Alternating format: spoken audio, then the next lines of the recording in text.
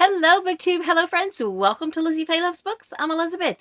And finally, this is my August wrap-up. It is the 15th of the month of September right now as I'm filming this, but I've been getting some other videos out, and I just put this one off because I had a couple of other videos already filmed that were little mini wrap-ups of portions of what I read in August and a couple of other things. I basically had a big filming day on August the 31st, and I've just been working gradually to get most of those posted. I still have one left that will come out later, but I thought I better take a break from that and film this because it's already the middle of September, and who knows how many more days it'll take me to get this edited, because this is going to be a big video. I read 46 books in the month of August, which is why I kind of wanted to go ahead and do a couple of videos to break off a couple of sections and show you. I'll still just show you the titles of those books in case you didn't see any of the other videos, and you may not be interested in that. But anyway, just for the sake of summarizing my month, I'll still show you those. But on that being said, let me tell you kind of the summary of everything. So there were 46 books total. Now 37 of those were on audio. That just leaves 9 that I read in print. And then 5 of the 9 were children's books, like children's storybooks. So that just left 4, and 2 of those were ebooks, and then 2 of those were adult print books. So I didn't read any Star Wars books this month. I wanted to.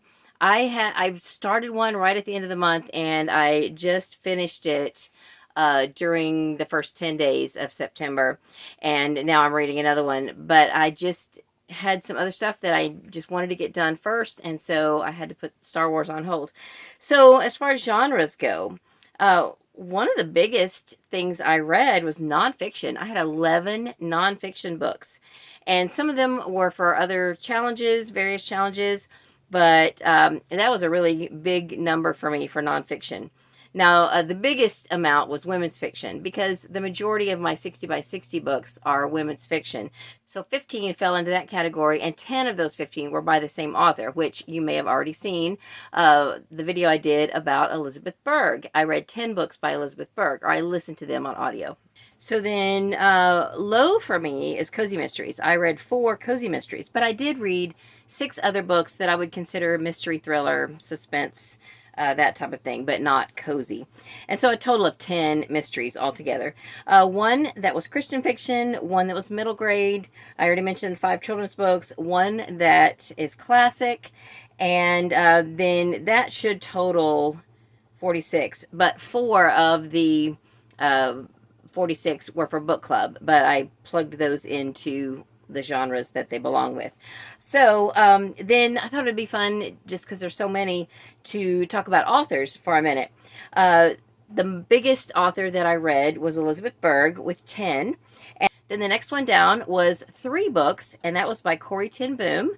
And then 5 different authors that I read 2 books by: Carl Hyacin, Lisa Jewell, Erlene Fowler, Elizabeth Linhard, and Margot Lee Shutterly.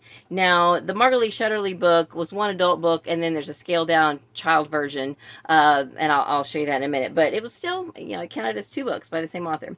So then I read 11 authors that were new to me, and I read 1 complete trilogy and 1 complete duology, and then I finished 1 cozy series. It was the 3rd in series, and that's the only one I read in the month of August, but that finished a series for me.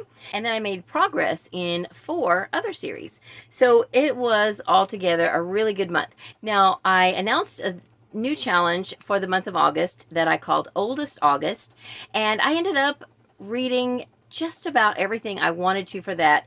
The only thing that I didn't finish that I had on my definite list for Oldest August was one of the oldest books on my shelves, which would have been a Star Wars book, which I barely started, and then, couldn't even get past the first couple of chapters because it was just too late in the month, and I wanted to finish several other things. So that was really the only Oldest August goal that I didn't meet. I did finish a couple of the oldest things on my Hoopla list and my Everand list, and in my Audible library. Actually, I did not finish one book from my library list, and I have carried that over into September, and I'm still working on that one. And I finished the oldest one in my Libby wish list. So I'm really happy about my oldest August challenge. And then for my 60 by 60 challenge, I believe I finished 19 books in the month of August. Out of the 60, there's actually 65, but I want to at least get 60 done. I listened to 4 of them in July because I just kind of got started in the last bit of the month of July. Then by the end of August, I had finished a total of 23. So I'm still working on that list, and I'm hoping to get at least another 20 done within the month of September, but we shall see how it goes. So let me just go through the books. I think I'll go genre by genre, and I'll quickly breeze through the ones that I already mentioned in the other videos. But I would like to share with you what some of my favorites were and tell you just a little bit about some of the things that I read. So I may as well start with women's fiction because that was the largest category. I read 15 women's fiction books. So I'll start with the 5 that are not books by Elizabeth Berg. And actually one of those I talked about in my knitting video because this is The Knitting Circle by Anne Hood. I didn't love this one mainly because it just made me a little uncomfortable. Some of the things that the women were sharing are just things that I wouldn't feel comfortable sharing in a group situation. You know, maybe one-on-one with someone, but I don't know. It just wasn't really what I felt comfortable with. But, you know, overall, I agree that knitting is therapeutic. It did help these women to work through several issues, and so for that reason it's a good book because it might help people to get through things and maybe even explore the world of knitting to work through whatever problems they have in their own life. Then I read one that my sister gave me that I thought I was going to love more than I did. Now, my sister really enjoyed this one. This is one of my 60 by 60 books. It's called Inheriting Edith by Zoe Fishman. First thing right off the bat, there was some foul language. But the other thing is, I guess I thought it was going to be funny, and it was really pretty hard-hitting. It dealt with some heavy topics and everything. It was about a woman who inherited a house from someone that she used to clean for, and she also inherited the woman's mother. And the woman who owned the house committed suicide, and her mother was living with her, so she bequeathed her home to her cleaning lady, basically, who she had become friends with. And the deal was if she was going to accept this inheritance, she had to move in and help take care of her mother. So that's basically the premise. I was hoping it was going to be funny and light, and it was pretty heavy. So I guess it just wasn't what I expected. Then I read a duology by Erling Fowler. This is the Ruby McGavin duology, and these are both on my 60 by 60 list. Now, I started collecting Erling Fowler because my sister told me a little bit about the Benny Harper series, which is a quilt themed cozy mystery series, and so I saw these somewhere and decided to go ahead and pick them up as well. These are more just kind of slice of life, a little bit of not even really romance. This is about a woman whose husband died, and she inherited part of his family ranch he had never told her anything about. He had told her that his family was dead, and they weren't. It was a big, very influential family in this little town in Texas. So she goes there to tell them that he has died, and ends up staying and just becoming part of the community. And I really enjoyed these. The first one is The Saddlemaker's Wife, and then the second one is The Road to Cardinal Valley. So if these sound interesting to you, I would recommend checking them out. You definitely want to read this one first and this one second. This one is definitely a sequel to The Saddlemaker's Wife. And like I said, it's not really a romance. It's more just about this woman and her dealing with the loss of her husband, who she had only been married to 6 months, and then meeting his family and them dealing with her because they thought that she must be some kind of money grabber because his family was very well off, but she didn't know anything about that. She thought his family was dead, and so all of this was a surprise to her when she arrived in Cardinal Valley. So these were good. And then the last one I would consider women's fiction I read for book club. This is Someone Else's Shoes by Jojo Moyes. This was my first Jojo Moyes, and I really enjoyed this one. Now, right off the bat, let me just say there was some foul language, a good bit of it, but the story was very engaging, very compelling, and it made for some really good discussion topics when we met for book club, and I thought this one was really good. It makes me more interested to read more by her, and this was just about two women who were at the gym at the same time one day, and they had similar bags, and one accidentally takes the other one's bag, and she's already like on her way to work, to a business meeting, when she realizes she has the wrong bag, and her own business shoes were in her bag, but there is this beautiful, amazing pair of high heel shoes in the bag that she has. So she ends up wearing those to the meeting and all the meetings that day, and ends up just killing it. Meanwhile, the other woman whose bag was taken, everything goes wrong for her that day. Literally everything. And so it is the story of her trying to get her life back and get her shoes back and everything like that. It was really good. So never mind the foul language if you can stand it, and just enjoy it for the story. And then real quick, I'll show you the 10 books by Elizabeth Berg that I listened to in the month of August. And I did do a whole separate video about these and about others I've read by her and others I own by her. It was a whole author spotlight. The only things I didn't talk about were the books by her, some of her newer ones that I don't own. But if you haven't seen that video yet and any of these books look interesting to you, I hope you will go and check it out. So I started with a trilogy that was my favorite. It was about a 13-year-old girl, and I really enjoyed this one. The first is called Durable Goods, and the second book is called Joy School, and book 3 is called True to Form. I think I have these still in the order in which I liked them the best. So this next one is the only other one that I rated 5 stars, and it is The Art of Mending. And then the next one I rated 4 stars, Range of Motion. And then the next few I rated 3 stars, The Year of Pleasures, The Pull of the Moon, We Are All Welcome Here, Say When, and my least favorite that I rated 2 stars, Tapestry of Fortunes. Now, I would give this a 5-star for the cover. It's a beautiful cover, but I just did not enjoy the book.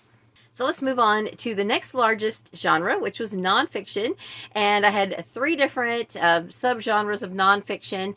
5 of them were memoir, and 3 of them were history, and the other 3 were self-help, specifically organizing books.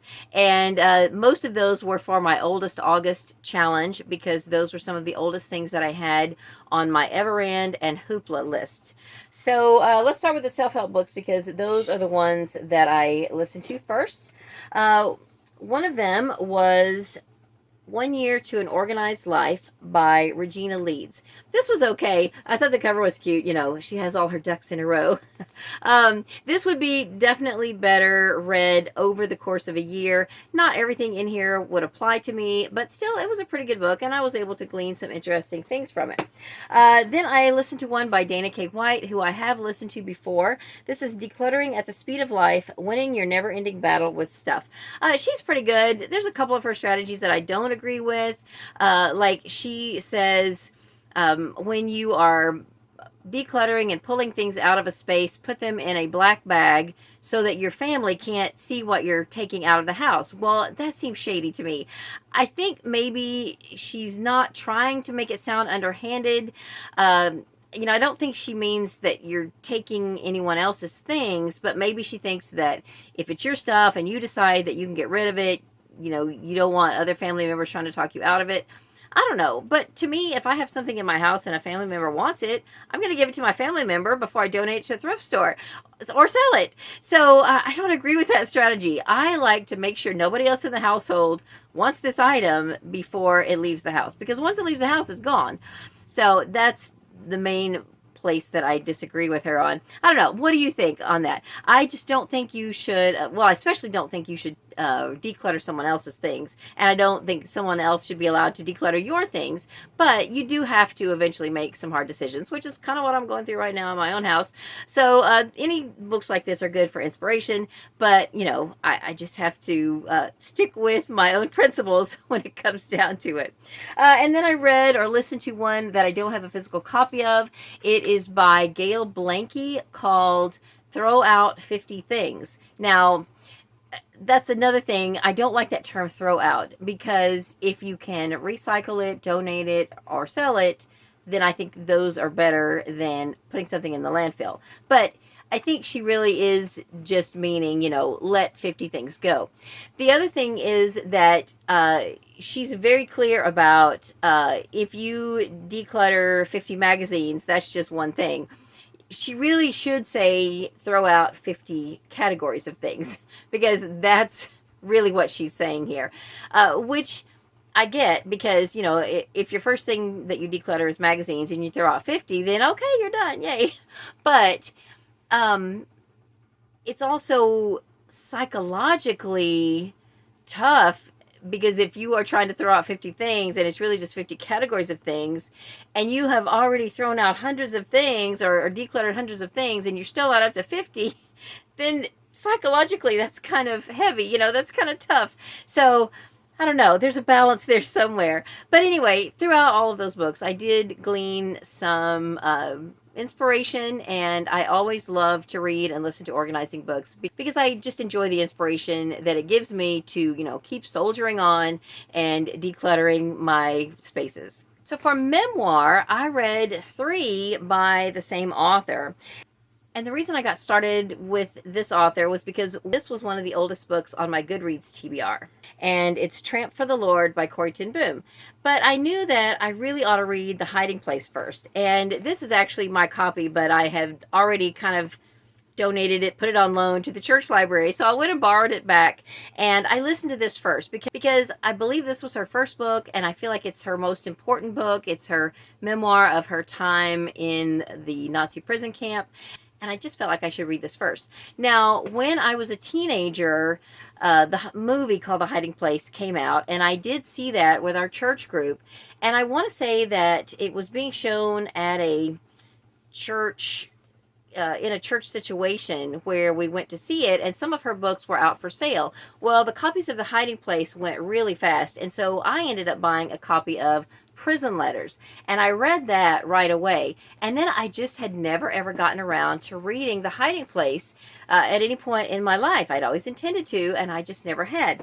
A few years ago at a library sale, though, I ran across this one, and I read this one as part of my morning devotional, and I loved it. This is Clippings from My Notebook by Corrie ten Boom, and it has a lot of photographs from places that she has been to. There are different people and places, and poems, and just different little vignettes from you know, things from her writings and things that she, I think, saved and collected. So that was really good. And I probably should have just done a separate video about Corrie ten Boom, but anyway, I just want to share with you what I read and what I have read.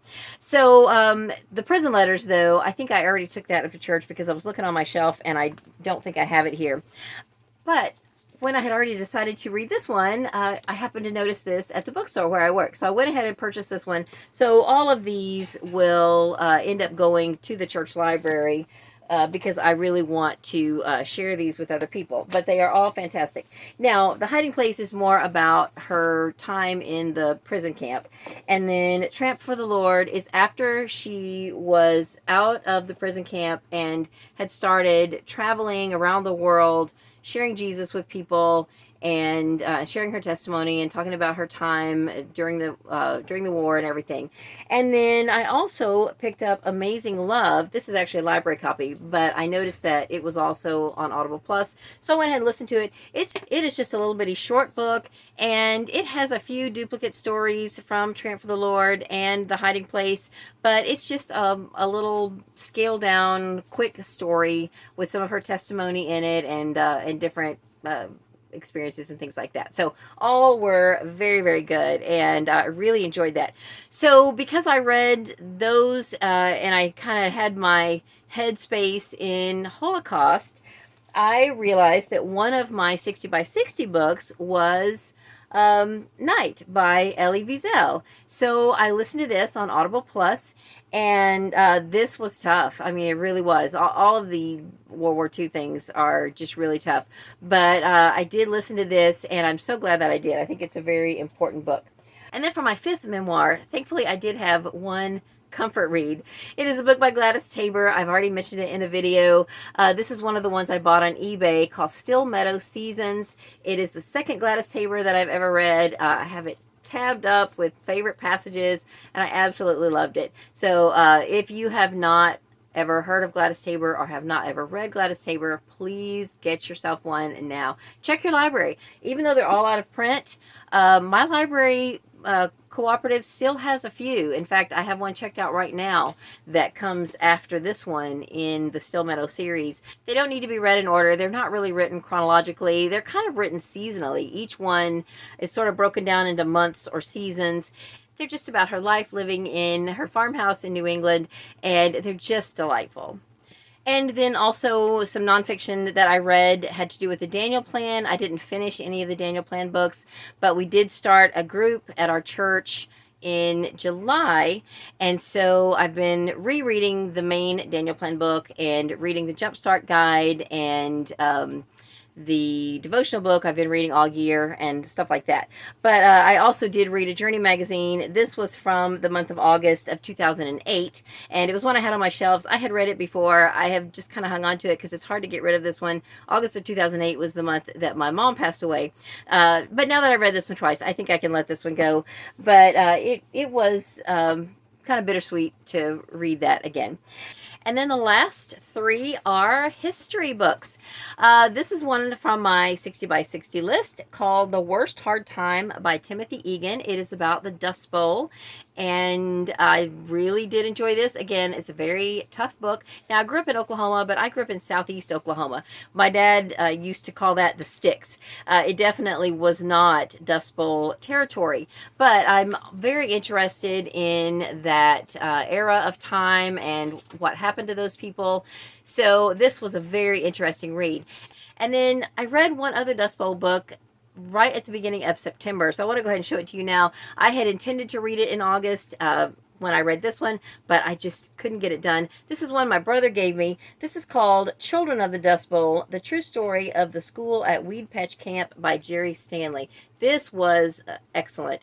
So good. It is about some people who left the Dust Bowl and went to California and all the hard times they had and how they were very discriminated against. And so this one particular school superintendent, out of his own pocket, made them a school and got enough donations and things from people to create such an amazing school that people who didn't go to that school, people who were not from Weed Patch Camp, wanted to come there eventually. But this was just really good. It's almost kind of a coffee table book. It's got lots of photos and illustrations and things, and I thought it was very, very good. So again, that one I didn't read until September, but while I was talking about the Dust Bowl, I thought I would go ahead and show it to you.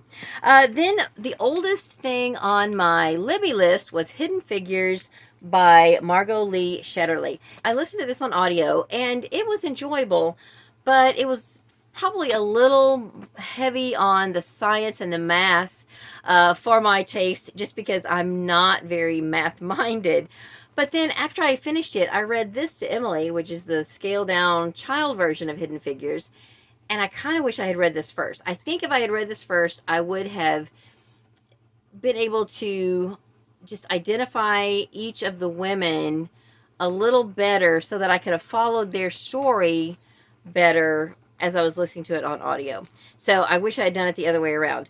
I don't know why I didn't. But anyway, I did listen to this one, and I read this with Emily. This was one of the 5 children's books that I read, and enjoyed it. It was remarkable what these women did for the space race.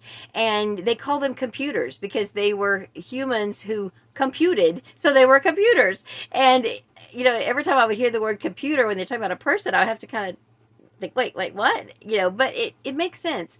But, you know, of course, nowadays, a computer is a machine, and but in this day and time, it was a person. So I thought it was very interesting. And then I went ahead and read ahead for book club. This is going to be our nonfiction November pick for our book club in November, but I had just gone ahead and put a bunch of stuff on hold on Libby because I just never know how long it's going to take for things to come in. And so when something comes in, I try to go ahead and listen to it when I have the opportunity, because I don't know if I'll be able to get it again. So this one, like I said, it's going to be for November. I might try to listen to it again if I can get it again right before book club, because I'm probably not going to remember much of it at all. But this is called The Wager. It says it's a tale of shipwreck, mutiny, and murder. It's by David Grann, and it was interesting. I'm not really big on, pirate stories and stories on the sea, but I'm interested. I'm intrigued. So this is not really anything that I would have ever gravitated towards, but it was interesting. It was kind of Lord of the Flies-esque, but grown men. And it was about a shipwreck, and then some of the men turn up in one place, and then some of the men turn up in another place, and they have different stories. And so then there is a trial to figure out, where there was wrongdoing and everything like that. If that sounds interesting to you, then you might want to pick it up. And if I can get it again, I might listen to it one more time before book club. But if I don't have time, then I'll just check it off and call it enough. Kind of by accident, the one classic that I read is sort of related a little bit to The Wager, because I read Treasure Island. I actually listened to a graphic audio version of this, and it probably was not the full version. It was more abridged. I'm not actually sure, because I've never really read Treasure Island, but it was the oldest thing in my Audible library, and I decided to go ahead and listen to it. I got the gist of the story, and I didn't really love it. Pirates are really not my cup of tea, but still, it's a classic. It feels like something that I should read, and I did enjoy it, but not really my favorite. All right, I think I'll end the video with the mysteries, so let me show you the other smaller categories. I had one middle grade book, and it is The One and Only Ivan. My copy doesn't have a dust jacket. I listened to this time. I had read it in print in one sitting when I first read it, but I decided to reread it because one of the books in my 60 by 60 list is The One and Only Bob. And I thought I would listen to this on audio, but it never did come in, and I did order a CD copy of it, but I was listening to something else that I was buddy reading, and so I never got to either version of it, and I didn't have time to sit down and pick it up in print. So I have not gotten to The One and Only Bob. As soon as that audio comes available, I will listen to it and The One and Only Ruby, so that I can go ahead and finish that series. But I did read The One and Only Ivan, and it was a reread for me. I read or listened to 2 YA books from the same series, and I mentioned these in my knitting video, my knitting journey and books about knitting. This is the Chicks with Sticks series or trilogy. The first one is It's a Pearl Thing, and the second one is Knit Two Together. I listened to one book that was Christian fiction, and this is one of the oldest things that was on my Goodreads want to read list. I enjoyed this more than I thought I would. This is the first in a prequel trilogy to the Left Behind series by Tim LaHaye and Jerry B. Jenkins. It's called The Rising. And so if you've ever read that series, you know that it's about a pilot, and then there's the other characters. There's the Antichrist, who has a name, but I'm not going to give spoilers. So this is about that pilot as a kid, and also the Antichrist as he's born, and everything, like many years before the Left Behind, the first Left Behind book starts. So it was really good. I was very interested in it, and I will read the other two.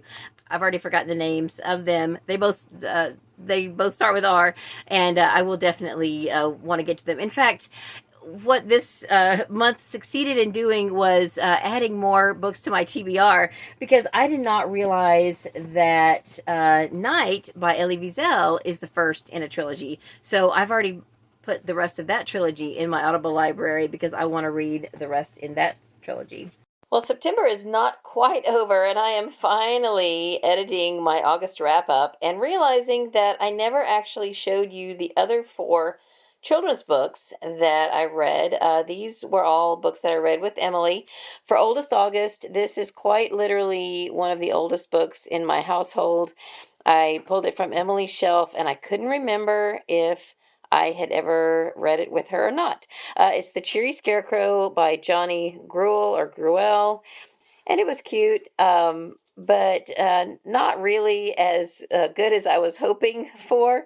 Discovered that either I or one of my siblings drew in it. I'm going to probably claim the blame on this one. I am going to guess that it was me who colored in the book, but too late to cry about it now. Anyway, we did read that. And then we also read Fly Guy Presents the White House by Ted Arnold. That was cute. And it was a book about the presidents and the White House. So that was really good. And then we read Hey Wall, and this was good. It's a story of art and community, and it was about a community coming together to beautify a portion of their neighborhood, and that was really good. But my favorite of the children's books was The Library by Sarah Stewart, pictures by David Small. I actually have a tote bag with this picture on it that was given to me by my mother-in-law. This was absolutely adorable. I loved this one. And I won't spoil it for you. You should go and see if your library has it so that you can read it for yourself. But I thought it was very, very good. Okay, so let's get to the mysteries. Let's do the 6 that were more gritty or suspenseful than the cozies. We'll end with the cozies. I had to pick up another one of my new favorite series. So this is one of the Reacher series called The Affair. It was excellent. And then for book club, we read a Lisa Jewell book this month. This is None of This Is True. And let me tell you, the title is true. That none of this is true. You have to keep reminding yourself, because as we were talking through the book at book club, people would say, yeah, but this happened, and we're like, and because I had to read this one for book club, I had one Lisa Jewell book in my 60 by 60 boxes, and I listened to this one. Then she was gone. I actually ended up liking this one better than None of This Is True. My sister sent me this one, and this was a good pick. It was, both of them are just twisted, but this one I liked a little bit better. And then another book club pick was The Mystery Guest by Nita Prose. This is the sequel to The Maid, and I loved both of them. I thought they were wonderful. Now, the main character in these books is somewhere on the autism spectrum, but it never really says it, but by her actions and the things she says, you know that she is, and I just think her character is so well done. She's just fantastic. And if you have never read either of them, start with The Maid, because that really gives a lot of the backstory. And this one I thought was just as good. I think I rated both of them 5 stars. And then I read 2 that would be considered mystery thriller, but they're really just humorous and hilarious and borderline stupid. These are the first 2 books in the Skink series by Carl Hyacin. The first one is Double Whammy, and the second one is Native Tongue. Now, my book club read Double Whammy a few years ago, so I knew I had read it fairly recently. Many years ago, before Goodreads or anything, my husband and I listened to a lot of Carl Hyacin books on audio as we would be riding in the car, but I could not remember which ones that we had read. I knew we had read some about the Skink character, but after I found out that Skink was a whole series, I knew I wanted to read them all in order. So it had been a few years since I had read Double Whammy, so I decided just to go ahead and listen to it again. Both of these are on Audible Plus, as well as book 3. So I listened to this one again, and then I listened to this one. Now, the reason I picked it up in August is because this was one of the oldest books in either my Everand wish list or my Libby wish list. I can't remember which now, but I ended up listening to it on Audible Plus because it didn't use up any borrows from, either of the other places. It must have been on Everand because I needed to use my Everand usage for Elizabeth Berg. So anyway, both of these are just ridiculously fun. They are full of foul language. So let me just say, because I know I don't want to recommend something to you and you think, oh, Elizabeth loves it, and you get it home and you're like, what is all this F word? There is plenty of foul language, and these are pretty graphic, but they're light enough that they're just funny. and ridiculously over the top. Carl Hiaasen and Dave Barry have a lot of similarities, both Florida authors, and they both just write ridiculous. So anyway, for September, I went ahead and listened to the third book, which is Stormy Weather, and I'm pretty sure I had listened to it before, because I know I had listened to several skink books. There are 8 of them now. In fact, my husband is listening to the newest one right now, and one of them is even a middle grade book. It was a Sunshine State book a few years ago, and I've read it. But anyway, I'm reading the whole series now in order, and they're just a lot of fun. And then for cozy mysteries, I listened to the third book in the Georgia Peach mysteries called War and Peach. This was a little 3-book series that we read together in the Killing Time with Cozies group. And we discussed this at the end of the month, and this one was really good. This was one of the best out of the 3, if not the best. And I enjoyed it a lot. And then the 2 ebooks that I read were on my Kindle, and I read books 4 and 5 of the Cruise Ship Mysteries by Hope Callahan. Book 4 is this one, and then book 5 is this one.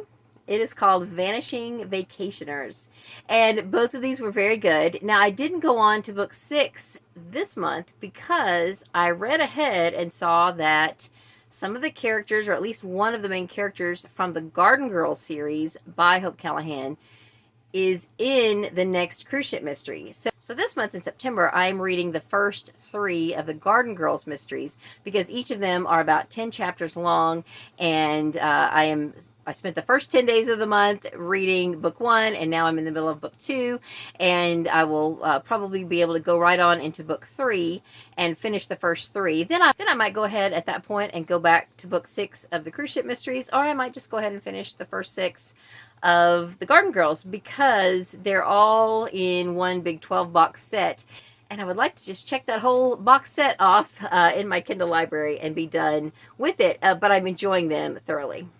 And then the last cozy mystery that I read, it took me all month to read it, almost, and I already talked about this in my knitting video, but this is book 9, I believe, in the Knitting Mysteries by Maggie Sefton. I enjoyed this a lot more than the last 2 or 3 books. I had said in that other video, I loved the first few, and then there were 2 or 3 in the middle that I just didn't care for, but now we're starting to come back up a little bit, and this one was a little more enjoyable than the last 2 or 3. Even though it wasn't as much about knitting as some of the earlier ones, I'm still going to definitely continue the series. So I think that is everything that I read. Thank you for sticking with me this long. If you have made it this far and watched the whole video, leave me some kind of an emoji at the end. Maybe a celebration emoji or something that lets me know you made it to the end of the video.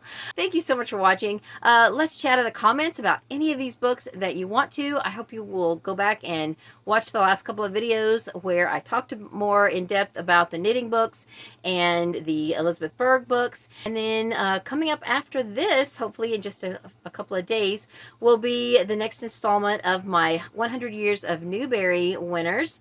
And it will be focusing on the Newbery winners of the 1930s. So that is all for this video. Thank you so much for watching. I hope you're having a great day. Read a good book, and God bless you.